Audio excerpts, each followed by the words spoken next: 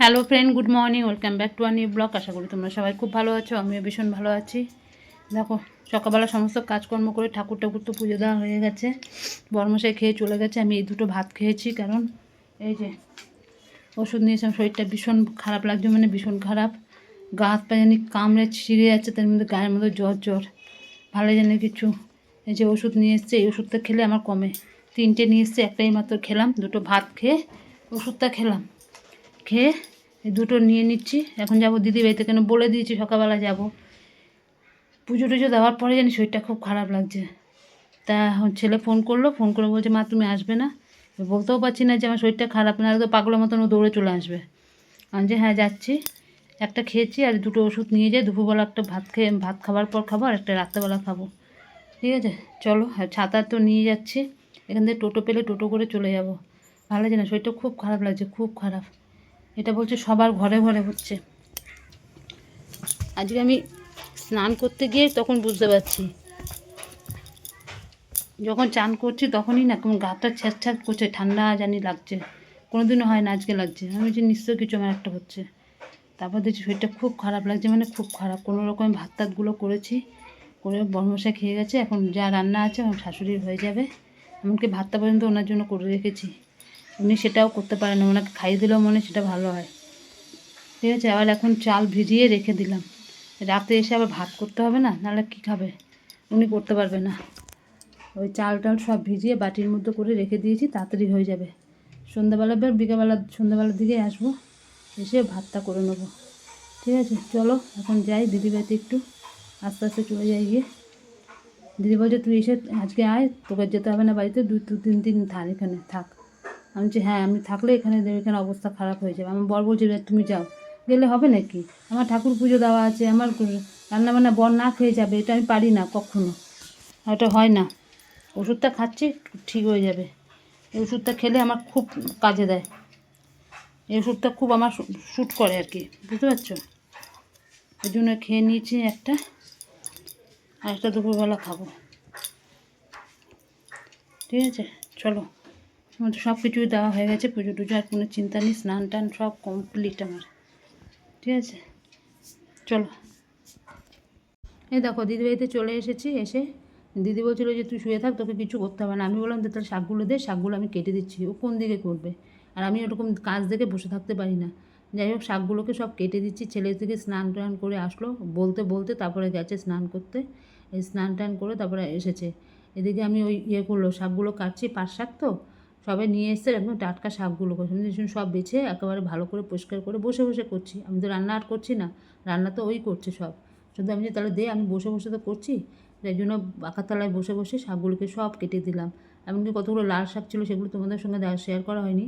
ওগুলোকে কেটে কুটে, মানে কেটে বলতে কি বলো তো, বেছে বুঝে একদম রেখে দিয়েছি, যে এগুলো পর কালকে করে নিবি। আমি একদম বেছে দিয়েছি, কারণ শাক কাটতে অনেকক্ষণ সময় লাগে, এবার শাকও কাটবে কখন করবে, এই জন্য আমি সব কেটে কুটে দিলাম। আর ওষুধটা খেয়েছি, ওষুধটা খাওয়ার পর একটু জানি হাত পাগুলোও ব্যথা কমেছে। আমি বললাম না, আমার খুব শ্যুট করে এই ওষুধটা। আমার বর যখন অফিসে যাবে, যাওয়ার আগে আমাকে 3খানা ওষুধ এনে দিয়েছে, বলে একটা এখন খেয়ে নাও। সকালবেলা দুটো ভাত খেয়ে একটা খেয়েছিলাম, আর দুপুরবেলা একটা ভাত খেয়ে খাবো, রাতেরবেলা একটা খাবো। খুব ভালো ওষুধটা, আমার ভীষণ শ্যুট করে। এই যে দিদিমেতে এসে কতগুলি শাকটাগুলোকে বেছে বুছে দিলাম। এই কিছু নেই এখানে, মেয়েও ম্যাও করছে। বেছে দিলাম পাট শাকগুলো, পাট শাক হয়ে গেল, লাল শাকটা বেছে বুঝে দিলাম, ফ্রিজে ঢুকিয়ে রাখলো। ওষুধটা খেয়েছি, ওষুধটা খাওয়াতে গায়ে ব্যথা একটুখানি কম আছে। দুপুরবেলা আরেকটা খাবো, দুপুরবেলা না খেলে হবে না। তুই গাছের ফুলগুলো তুলিস না রে সব, একটা আকশির মতন করলে সব নেমে যায়।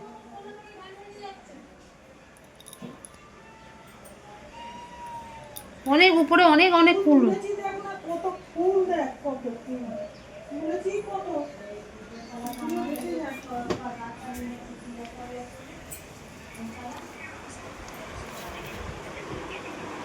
সাদা ফুল বাবুর ওখান থেকে আনছিস তো? তাহলে ওগুলো কি ফুল? তাহলে ওই বাড়িতে ফুল হয় গাছে বাইরে দিয়ে? সব নিয়ে আসি, বাবুর ঘরের পেছনে কিন্তু অনেক জবা ফুলগুলো ফোটে, লাল জবা। না না, এখন ফুটবে, কোনো সময় ফোটে না, ফোটে।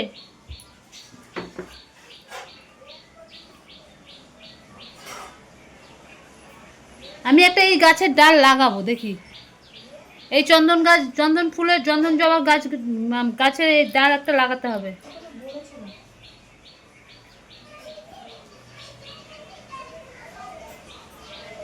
ঠিক আছে, চলো।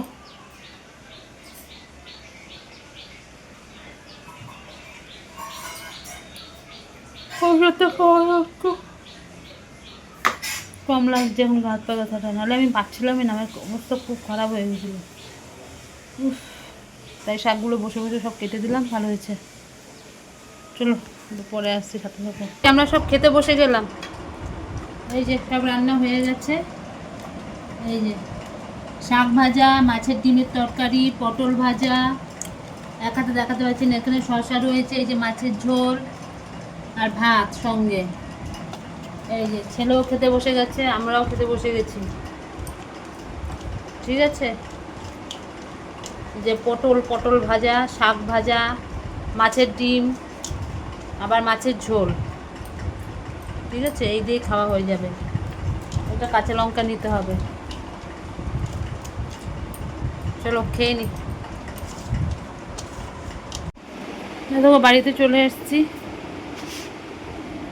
একদম ভালো লাগছে না, একদম পেটটার মধ্যে ভার লাগছে, খাওয়াও হজম হয়নি ঠিক মতো। এই বাড়িতে আসলাম, বাবা দাদা একটুখানি বেগে আছে।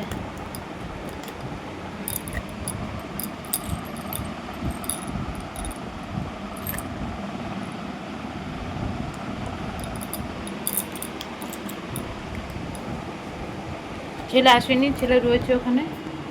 ছেলে বলছে মা আমি কালকে চলে যাবো, ভালো লাগছে না আমার, গিয়ে আমি পড়া আরম্ভ করবো। বুঝলে, এই হচ্ছে ব্যাপার। আমি যেটা ভালো হয় করিস।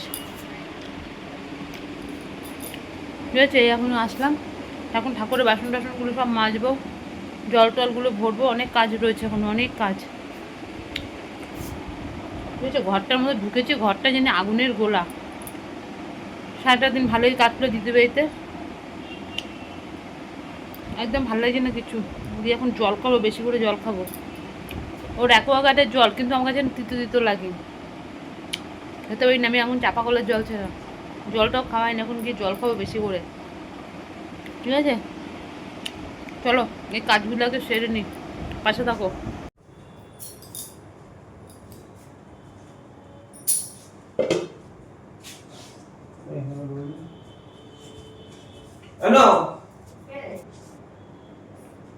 ভাত করে নিচ্ছি।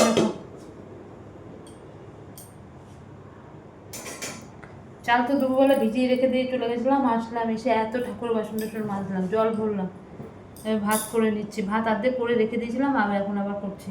আর একটুখানি পূর্বে রাত্রেবেলা আমি কিচ্ছু খাবো না, কিচ্ছু না মানে কিচ্ছু খাবো না। আমার পেটটা পুরো ভার হয়ে রয়েছে, কিচ্ছু ভালো লাগছে না আমার। আমার বর বলছে 2টো করে ভাত খাবে, ব্যাস, আর বাদ বাকি ভাত রেখে দেবো। এতটি ভাত গামলার মধ্যে করেছি। ভালো লাগে না, শরীরটা একদমই ভালো লাগে না।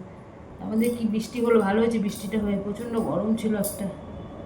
ভাতটা করে নিতে পারলে বাঁচি, করে আমি ঘরে যাই, ভালো লাগছে না। দিদিবাড়িতে গিয়ে শুধু শাকটুকু ওকে কেটে দিয়েছে, ব্যাস, কিচ্ছু আমার করতে হয়নি। আমি গিয়ে শুয়েছিলাম, ও বলছিল থাকতে, আমি হয় না, সম্ভব না, থাকলে হবে না। এই যে দেখলো তো, এসে আবার ভাত করতে হচ্ছে, চাল ভিজিয়ে রেখে গেছি, এসে ভাত করতে হচ্ছে। এই যে না করলে কী হতো, বর না খেয়ে মুখ থাকতে হতো।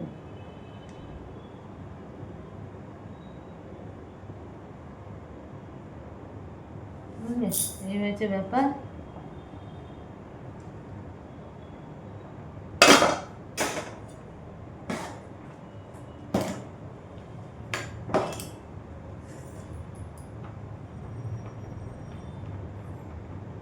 হয়ে যাচ্ছে ভাত।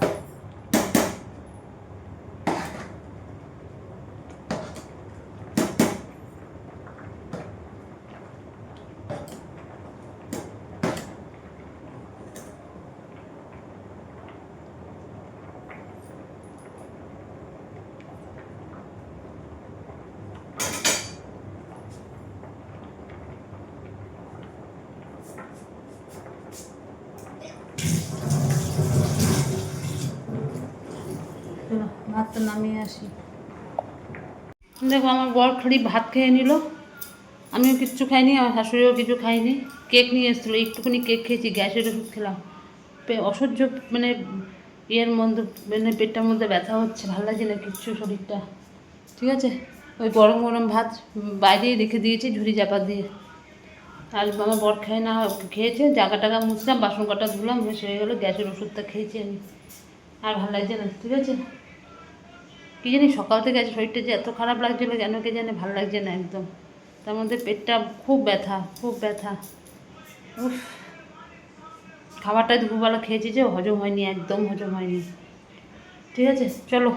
মাঝে মাঝে আমার এরকম কেন হচ্ছে কে জানে, শরীরটা যে এত খারাপ লাগছে।